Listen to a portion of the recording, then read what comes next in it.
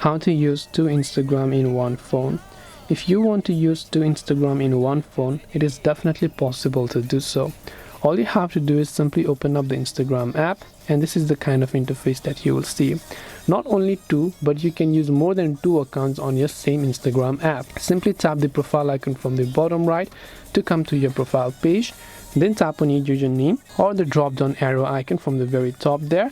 Then here you'll find an option that says add Instagram account, so you can simply tap on add Instagram account there, and here you can simply log into existing account and you can add as much account as you want. In the future, if you want to easily switch between those accounts, you can simply double tap on the profile icon from the bottom right to switch between multiple accounts of your choice.